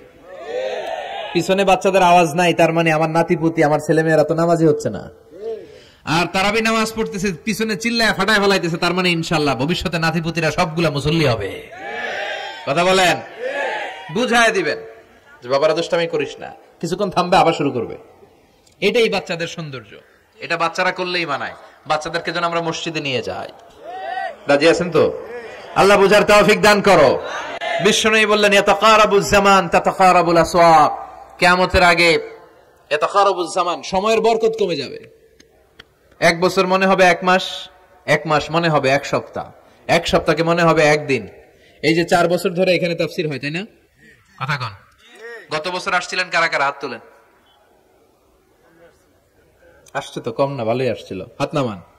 এই যে গত বছর ওয়াজ শুনে গেলেন, এই বছর আবার আসলেন, আপনাদের কি মনে হয় যে 1 বছর চলে গেছে? মনে হয় যে অল্প কয়েক মাসের ব্যবধানে এই বছরটা ঘুরে যেন আবার চলে আসলো, এরকম মনে হয় না? বরকত উঠায় নিচ্ছে কে? কথা বলেন। এরপর খাবারের স্বাদ উঠায় নিচ্ছে কে? আগে খাবারের যে স্বাদ ছিল এখন এটা আছে? আগে ইলিশ মাছ রান্না করলে যে ঘ্রাণ হতো, এখন এই ঘ্রাণ পাওয়া যায়? আগে শোল মাছের ঝোল রান্না করলে যে স্বাদ হতো, আগে চিংড়ি মাছ রান্না করলে যে স্বাদ লাগতো, এখন এই স্বাদ পাওয়া যায়? সব তুলে নিল কে? দেখেন বিশ্বনবী যা যা বললেন তার প্রমাণ সমাজে আছে না নাই? শুনতেছেন? কি কষ্ট হচ্ছে? আরে দুই একটা আলামত শুনবেন, শেষ করে দেই। শুনবেন আর কয়েক মিনিট। বিশ্বনবী বললেন, তাসলিমুল খাসা, কিয়ামতের আগে লোকজন শুধু পরিচিতদেরকে সালাম দিবে, অপরিচিতদেরকে সালাম দিতে চাইবে না। এরকম আছে না নাই? এই মুরব্বী চাচারে চিনি, চাচা আসসালামু আলাইকুম, চিনি আসসালামু আলাইকুম, ওদিকে চিনি আসসালামু আলাইকুম, কিন্তু অন্য একটা এলাকায় গেছি, ওখানে কাউরে চিনি না, সালামও দেয় না। বাসে উঠছেন, কাউরে চিনেন না, সালাম দেন না, এরকম আছে না নাই? তো সালাম কি যাদেরকে চিনেন এদের জন্য? কথা কন। আলা মান আরাফতা ওয়া মান লাম তারিফ, যাকে চিনো সালাম দাও, যাকে চিনো না তাকেও দাও। আল বাদিউ বিস সালাম, বিশ্বনবী বলেন আগে আগে দাও। আল বাদিউ বিস সালাম বারিউম মিনাল কিবর, আগে আগে যে সালাম দেয় তার হৃদয় থেকে অহংকার মুক্ত করে দেয় কে? অহংকার মুক্ত হওয়ার দরকার আছে না নাই? যার হৃদয়ে যাররা পরিমাণ অহংকার থাকবে সে জান্নাতে প্রবেশ করতে পারবে? কথা বলেন। এজন্য আমরা আগে আগে সালাম দেব। ভুইঘরের ভাইয়েরা ছোটরা বড়দেরকে দিব, বড়রা ছোটদেরকে দিব, হাজবেন্ড ওয়াইফকে দিব, ওয়াইফ হাজবেন্ডকে দিব। রাজি আছেন তো? আজকে যারা স্বামী যারা আসছেন, বাড়িতে যেই ভাবির আগে সালাম দিবেন। রাজি আছেন? কথা কয় না, আওয়াজ ছোট হয়ে গেছে, পারা যাবে? আপনি আগে সালাম দিবেন, এটা দেখে আপনার স্ত্রী লজ্জা পেয়ে আপনার আগে দিবে, এগুলো দেখে বাচ্চারা সালাম শিখে ফেলবে। সুবহানাল্লাহ কইবেন না? আমরা কি চাই না আমাদের ফ্যামিলিগুলো এরকম সুন্দর হোক? আমরা কি চাই না আমাদের ফ্যামিলিগুলো জান্নাতি হোক? এরপরে বিশ্বনবী বললেন, খুতাবুকুম তাবিলা সালাওয়াতুকুম কাসীরা, কিয়ামতের আগে খুতবাগুলো লম্বা হবে আর সালাতগুলো খাটো হয়ে যাবে। এই যে বক্তব্য লম্বা, নামাজ হয়ে যায় খাটো, আছে না নাই? হুজুর ওয়াজ করেন, ওয়াজ টেস্ট লাগে, নামাজ টেস্ট লাগে না, আছে না নাই? এশার নামাজে পড়ে না, ফজর নামাজে পড়ে না, রাত 2টা পর্যন্ত ওয়াজ শুনে, আছে না নাই? এরকম করা যাবে না। নামাজ কামাই করা যাবে না। সবার আগে হবে নামাজের হিসাব। নামাজের হিসাব ঠিক তো আপনার পুরো আমলনামা ঠিক। নামাজে ভেজাল তো সব জায়গায় ভেজাল। প্রথম হিসাব নেওয়া হবে এই সালাতের, খবরদার। এরপরে বিশ্বনবী বললেন, লা ইউকাসসামুল মিরাস আলা ওয়াজহিন সহিহ। বিশ্বনবীর হাদিস থেকে এরকম বর্ণনা পাওয়া যায়, এর মাফহুম হচ্ছে লা ইউকাসসামুল মিরাস আলা ওয়াজহিন সহিহ, সহিহ পদ্ধতিতে মিরাজ বণ্টিত হবে না। লিযাকারি মিসলু হাযযিল উনসায়াইন, সব বাবাদেরকে আল্লাহ বললেন উত্তরাধিকারের বন্টন নীতি তুমি মেনে ছেলে মেয়েদের মধ্যে বন্টন করে দিবা। ছেলেরে দিবা যদ্দুর, মেয়েরে দিবা অর্ধেক। কার আইন? কথা বলেন, আইনটা কার? ছেলেরে যদি 2 লাখ দেন, মেয়েরে চিল্লায় বলেন, ছেলে 2 লাখ পেলে মেয়ে কয় লাখ? ছেলে 4টা বাড়ি পেলে মেয়ে কয়টা বাড়ি? অনেক বাবা আছে, মেয়েরা কয় মা তোর বাইরে সব দিয়ে দিলাম, তোর লেগে দোয়া করে দিলাম। হাত তুলছেন না, মেয়ের লেগে কি করে দেয়? আর বাইরে সব দিয়ে দেয়। এগুলো ডাকাত, এগুলো কি ভুই ঘরে মাশাআল্লাহ এরকম ডাকাত টাকাত নাই। দোয়া তো আপনি সবাইরই করবে। ছেলে যেটা প্রাপ্য দিয়ে দেন, মেয়ে যেটা প্রাপ্য দিয়ে দেন, তারপরে হাত তুলে দোয়াও করে দেন। কথা বলেন। অনেক মা আছে ছেলেরে বেশি খাওয়ায়, মেয়েরে কম খাওয়ায়, আছে না নাই? ছেলের পাতে মুরগির রান, মাইয়ার পাতে মুরগির ঠ্যাং, আছে না নাই? দেখবেন ওই মা বাবার হয়তো অনেক সময় শেষ কালটা ছেলের বাড়িতে কাটে না, কাটে মেয়ের বাড়িতে, আছে না নাই? কারণ প্রকৃতির একটা মায়ের আছে না নাই? শেষ মাইরটা আল্লাহ দিবে। শেষ মাইরটা কার?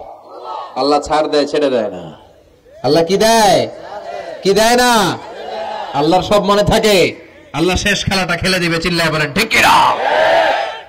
বাবা মা যারা আছেন সাবধান, উল্টাপাল্টা করেন না। এগুলো নিয়ে কত বিচার যে আমাদের কাছে আসে, কত মাসালা যে আসে। কেন করেন এগুলো? সমানভাবে আপনি ইনসাফ করেন, কিয়ামতের দিন আপনার বিচার করার সময় আল্লাহ আপনার উপর ইনসাফ করবে। আপনি ঠকাবেন, আল্লাহ আপনার 14 গোষ্ঠী উদ্ধার করে ছাড়বে। তিনি ভুলে যান না, তিনি ছাড় দেন, ছেড়ে দেন না। এজন্য মিরাসের যে বন্টন পদ্ধতি, আমরা যেন ইসলামের দেয়া পদ্ধতি অনুসরণ করি। আল্লাহ তৌফিক দাও। কিয়ামতের আগে ভূমিকম্প বেড়ে যাবে, আছে না নাই? কিয়ামতের আগে আত্মহত্যা বেড়ে যাবে, আছে না নাই? কিয়ামতের আগে ঢোল বাদ্য নাচানাচি বেড়ে যাবে, আছে না নাই? বাংলা মায়ের একতারা সুর কতই ভালোবাসি, দোতারা সুর কতই ভালোবাসি, বাজারে ঢোল বাজারে বাসি। বিষ্ণুই বললেন বুইস্তু আন উকাসসিরাল মাযামির, আমি ঢোল বাদ্য তবলা হারমোনিয়াম এগুলোরে ভেঙে মাটির সাথে গুড়িয়ে দেওয়ার জন্য এসেছি। আর ওই নবীর উম্মতকে বাজারে ঢোল বাজারে বাসি, আছে না নাই? ঢোল বাদ্য বাজানো যাবে? এই হাই বিটের মিউজিক আপনি শুনলে আপনার অন্তরে নেফাকি তৈরি হবে। নামাজে মজা পায় না, কয়জন নামাজে মজা পায় না। তুমি আজীবন শোনো কুচ কুচ হোতা है, তো তুমি নামাজে মজা পাইবা কেমনে? আজীবন শুনে কি কুচ কুচ হোতা है। এখন নামাজে মজা পায় না, জিকির করে মজা পায় না, তেলাওয়াতে মজা পায় না, মজা নাই, মনোযোগ নাই। হৃদয়টাকে যে তুমি শয়তানের আখড়া বানিয়েছো, তুমি সালাতে প্রশান্তি পাবে কি করে? এজন্য এই মিউজিক্যাল ইনস্ট্রুমেন্ট থেকে দূরে থাকতে হবে। এগুলো অন্তরে নেফাকি তৈরি করে। আপনি দফ বাজাতে পারবেন? দফ চেনেন? ঢোলের 2 দিক আটকানো, দফের এক দিক আটকানো, এক দিক খোলা। এটা বাজিয়ে আপনি নাশিদ পরিবেশন করতে পারবেন, সমস্যা নাই। বিশ্বনবী বিয়ের ক্ষেত্রে বলেছেন আলিনু আন-নিকাহ বিদ-দুফুফ, এই দফ বাজিয়ে দফের ব্যান্ড পার্টি করে বিয়ের ঘোষণা দিয়ে দাও। ঈদের দিন বিশ্বনবী শোয়া কিছু ছোট্ট মেয়েরা এসে দফ বাজিয়ে নাচ গান করতেছে, ছোট মেয়েরা। সাইয়েদনা আবু বকর দেখে রেগে গেলেন, আমিজবারু শাইতানি ফি বাইতি রাসূলিল্লাহ, আল্লাহর নবীর ঘরে শয়তানের বাদ্য। বিশ্বনবী বললেন দাহু ইয়া আবু বকর, আবু বকর রাখো, ইন্না লিকুল্লি কওমিন ঈদ, সব জাতির তো একটা ঈদের অনুষ্ঠান আছে। হাদা ঈদুনা, আজকের দিনটা আমাদের ঈদের দিন, বাচ্চাদেরকে একটু আনন্দ উৎসব করতে দাও। এই দফ বাজালে কোনো ক্ষতি নাই। বিশ্বনবী মক্কা থেকে যখন মদিনায় হিজরতে গেলেন, কোন পথ দিয়ে আমার নবী আসবে জানার জন্য মদিনার ছেলেমেয়েরা পাগল হয়ে গেল। ওই পথে দফ নিয়ে দাঁড়িয়ে রইল। বিশ্বনবী সাইয়েদনা আবু বকরকে নিয়ে আগমন করলেন। ওরা তালা আল বাদরু আলাইনা বলে বিশ্বনবীর ওয়েলকাম জানালো। সুবহানাল্লাহ পড়েন।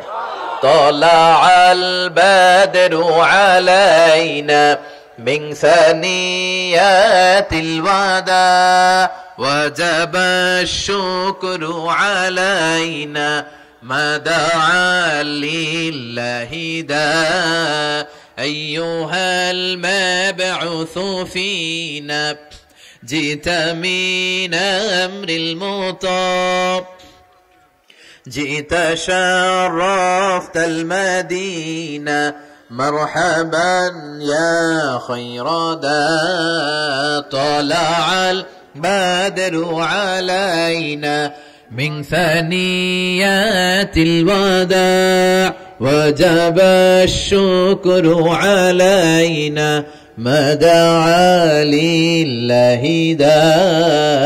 পড়েন আল্লাহু আকবার। আমরা যেন এই সুস্থ সংস্কৃতির প্রচার প্রসার করতে পারি। ইসলাম বিনোদনের নিষেধ করে নাই, কিন্তু বিনোদন শুড বি হালাল বিনোদন, ঠিক কিনা? আপনি অসুস্থ সংস্কৃতির চর্চা করলে ওইটা আল্লাহ অ্যাকসেপ্ট করবে না। সংস্কৃতিটা হতে হবে সুস্থ সংস্কৃতি। আল্লাহ তুমি তৌফিক দাও। বিষ্ণু যা যা বললেন, ভুইঘরের ভাইয়েরা, তার প্রতিটি আমাদের আশেপাশে চোখের সামনে পেছনে আছে না নাই? এটা ফিতনার যুগ। কিসের যুগ? এই যুগে আমানতের খেয়ানত হবে, এই যুগে নারীরা বেপরদা হয়ে চলাফেরা করবে, এই যুগে নিজের ঈমান বাঁচানো কঠিন হয়ে যাবে। এই কঠিন বিপদের সময় আমাদেরকে বাঁচাতে পারে দুইটা জিনিস। কয়টা জিনিস? চিল্লায় বলেন কয়টা? দুইটা জিনিস শুধু আমাদেরকে বাঁচাতে পারে। এক হচ্ছে আল্লাহর কোরআন, দুই হচ্ছে বিশ্বনবীর সুন্নাহ। ঠিক কিনা? এই দুইটা জিনিসকে মারির দাঁত দিয়ে আঁকড়ে ধরে রাখতে হবে, তাহলে সে পথভ্রষ্ট হওয়ার কোনো সুযোগ। This Quran and Sunnah hour way to জান্নাহ। ঠিক কিনা? আওয়াজ করে আমার সাথে পড়েন, কোরআন and Sunnah hour way to জান্নাহ। আওয়াজ বাড়ায় দেন, পড়েন, কোরআন and Sunnah hour way to জান্নাহ। এই কোরআন সুন্নাহ আপনাকে জান্নাতের ওয়েতে উঠায় দিবে, রাস্তায় উঠায় দিবে। এই কোরআন সুন্নাহর সাথে যেন আমরা সম্পর্ক বাড়াই, তাফসির মাহফিলগুলোতে যেন বেশি বেশি যাই, এলাকায় যেন ইসলামী হালাকা তৈরি করি, প্রশ্নোত্তর পর্ব তৈরি করি, এতে করে নিজেরা যেন সমৃদ্ধ হই, কোরআন সুন্নাহর সাথে যেন সম্পর্ক বাড়াতে পারি। আল্লাহ তুমি তৌফিক দাও। আর জোরে পড়ে আমিন। যারা এই লম্বা সময় আমার বক্তব্য শুনলেন সবাইকে আমি আন্তরিকভাবে শুকরিয়া জানাই। যারা এই প্রোগ্রামের অ্যারেঞ্জ করেছেন তাদেরকে আমি শুকরিয়া জানাই। এই যে শুরু হয়েছে ওঠা বসা, বসেন, এগুলো আপনারা শিখছেন কোথায়? 2 ঘন্টা আলোচনা শুনে এরপরে ওঠা বসা শুরু করে দেয়। এই কথাগুলো আমরা বলি, এত পরিবর্তনের কথা বলি, শৃঙ্খলায় যদি শিখতে না পারলাম তাহলে কি ইসলাম শিখলাম? ইসলাম তো শৃঙ্খলার অপর নাম, ঠিক কিনা? শৃঙ্খলা নাই ওখানে ইসলামের কিছুই পালন হয় নাই, ঠিক কিনা? বসেন, আমরা একসাথে বিদায় নেব। যতগুলো কথা বলেছি কোরআন সুন্নাহর আলোকে বলেছি, বানিয়ে বলি নাই। তারপরে আমার মনের অজান্তে কোনো মিস ইনফরমেশন যদি আমার মুখ ফসকে বেরিয়ে যায়, সেগুলো যেন আল্লাহ তাআলা আমাদের স্মৃতিপট থেকে মুছে দেয়। আমরা পড়ি আমিন। সত্য, সুন্দর, কল্যাণকর, হকের পক্ষে যা বলেছি তার সবটুকুন যেন আল্লাহ তাআলা প্রথমে আমাকে আমলের তৌফিক দান করে এবং আপনাদের সবাইকে আমলের তৌফিক দান করে। আমরা পড়ি আমিন। আমাদের এই সময় ব্যয় করাটা, গভীর রাত পর্যন্ত বসে রইলাম, এটাকে যেন আল্লাহ আমাদের নাজাতের ওসিলা বানায়।